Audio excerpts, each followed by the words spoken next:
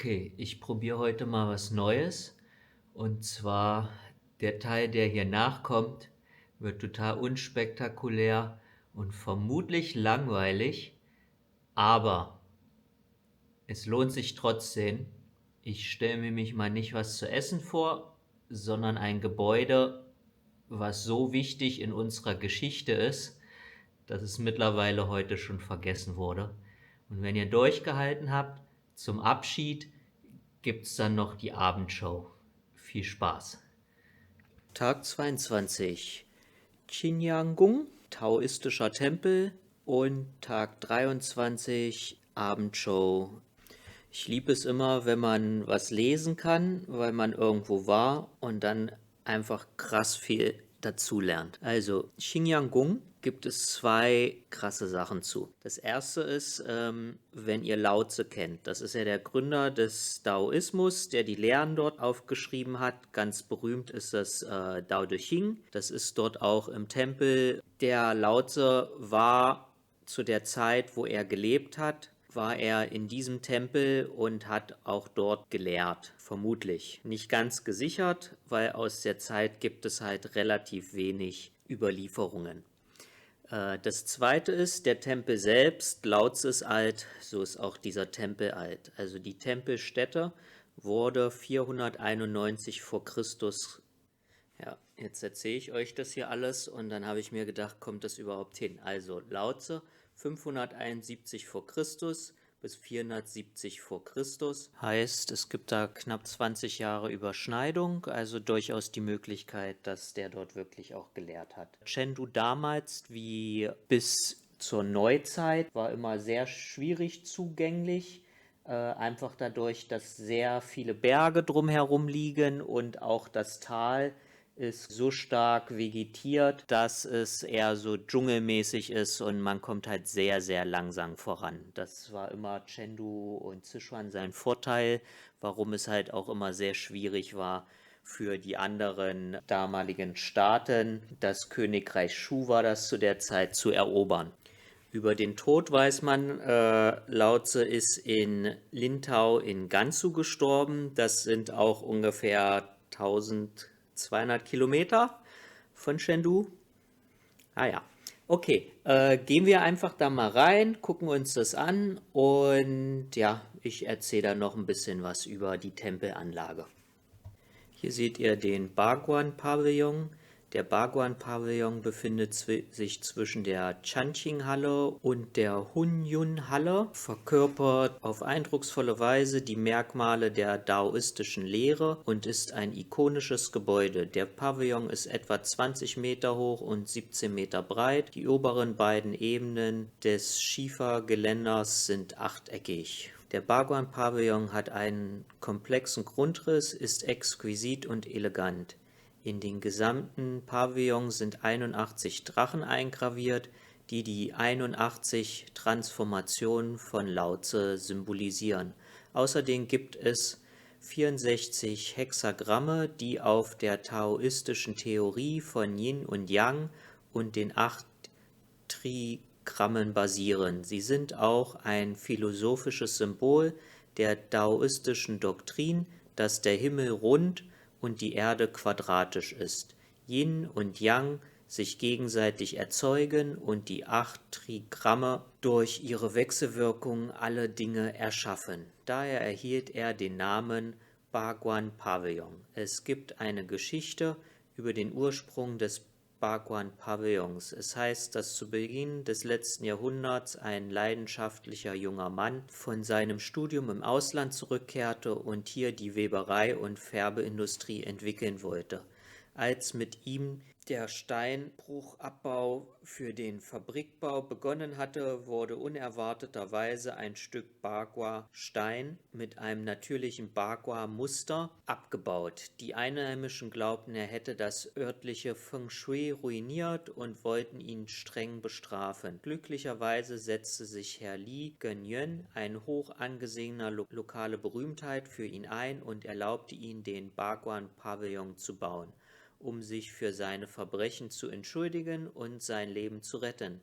Es wird gesagt, dass das Stein Bhagwan in die Oberseite des Bhagwans Pavillon eingebaut ist. Der Sanching-Tempel ist der Tempel, in dem die drei Reinen, die höchste Gottheit, die im Taoismus verehrt wird, verehrt werden. Die drei Reinen sind die höchste Gottheit im Taoismus, daher muss jeder taoistische Tempel sie verehren. In der Halle der drei Reinheiten sind Yuxing, Yuanshe, Tianzun, Changqing Lingbao, Tianzun, Taiqing Daode, Tianzung, auch bekannt als Taishang Laoyun, untergebracht, daher der Name der Halle. Halle der drei Reinheiten. Sanching-Tempel findet man überall dort, wo der Taoismus praktiziert wird. Zu den schönsten chinesischen Kulturdenkmälern und architektonischen Meisterwerken zählen der Sanching-Tempel im Xuanmiao-Tempel in Suzhou, der Sanching-Tempel in Tsinghua, Fujian, der Sanching-Tempel in Putian, der Sanching-Tempel am Weiba-Berg, der Sanching-Tempel am Yuyi-Berg und der Sanching-Tempel im Qinyang-Palast in Chengdu, den ihr ja gerade seht. In Stein gemeißelte daoistische Symbole Yin und Yang und die Tiere des chinesischen Tierkreises im Qinyang-Gong-Tempel in Chengdu. Hunyuan-Halle. Während der Herrschaft von Kaiser Zhenzong der Sung-Dynastie verehrte Zhenzong den Taoismus und verlieh Laozi den Titel Kaiser Hunyuan Changde. Hunyuan Changde. Die in der Mitte der Halle verehrte Gottheit ist Hunyuan Patriarch, der ein freundliches Gesicht hat und den Hunyuan Qiankun-Kreis in der Hand hält. Das Ausdehnen des Kreises wird zum chinesischen Schriftzeichen I, steht so für 1, und zeigt damit an, dass sich die Welt am Anfang noch in einem chaotischen Zustand befand und der Vorfahre die Welt erschuf, indem er das Tao 1 hervorbrachte, das 1, 2, das 2, 3 und das 3 aller Dinge hervorbrachte.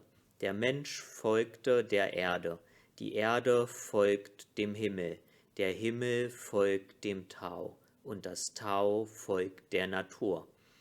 In der Hinterhalle ist Zihang Zhenren untergebracht, im Buddhismus als Guanyi Dashe bekannt. Ursprünglich war sie eine der 12 goldenen Unsterblichen des Taoismus. Der Legende nach ist Zihang Zhenren war ein unsterblicher Mann.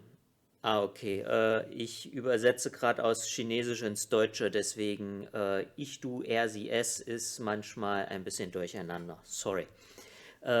Nachdem er die Welt voller Leid und den Mangel an Möglichkeiten für Frauen gesehen hatte, Mönch zu werden und den Buddhismus zu praktizieren, wurde er als Frau wiedergeboren, praktizierte den Buddhismus und eröffnete Frauen einen einzigartigen Weg. Von da an gab es für Frauen eine Möglichkeit, Mönch zu werden und den Buddhismus zu praktizieren. Die Unsterbliche sitzt auf einer Lotusplattform und hat ein schönes, freundliches Gesicht, verstreut Nektar, um alle Lebewesen zu retten.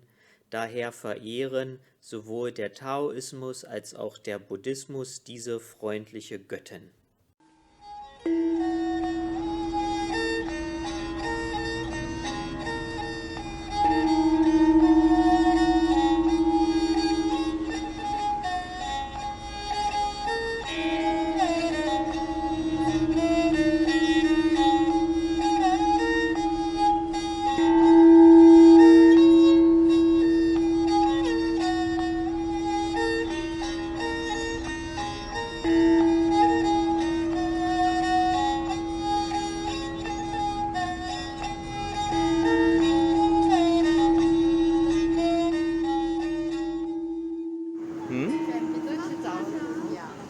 arbeiten.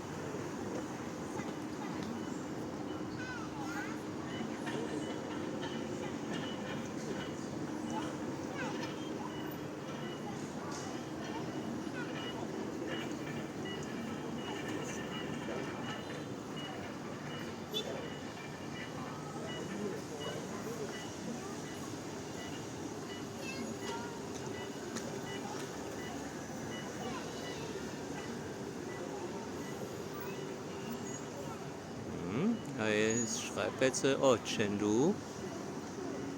Jetzt kommt ein Panda-Foto.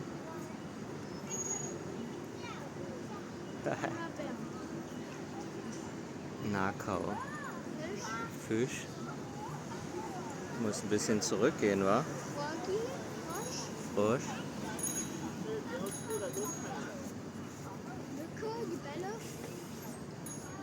Dinghorn. Ja.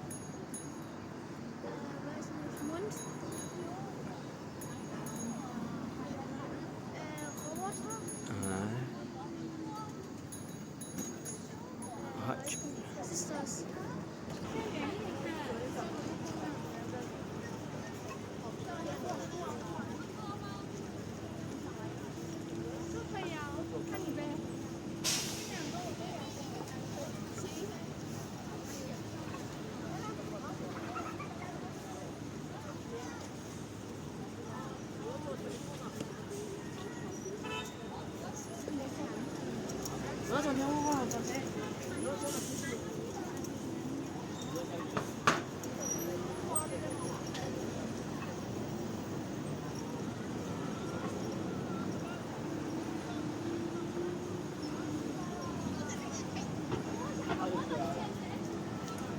Mein Chengdu.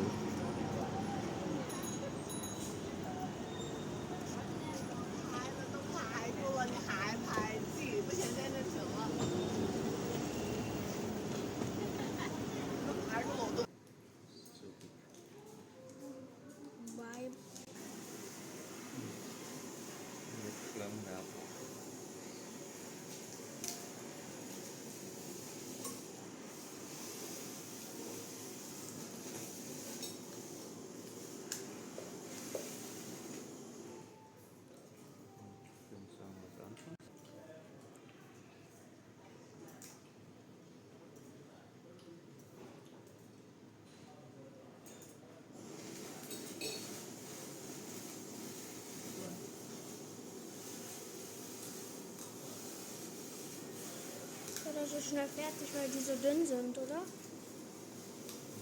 ist ja einfach direkter Gasverbrannt, Hitze zu erzeugen. Ich habe aber keine Ahnung, ob das eine ideale Grilltechnik ist. Warum? Weiß nicht, vergaßt du nicht irgendwie hier das Fleisch? Wir werden es probieren.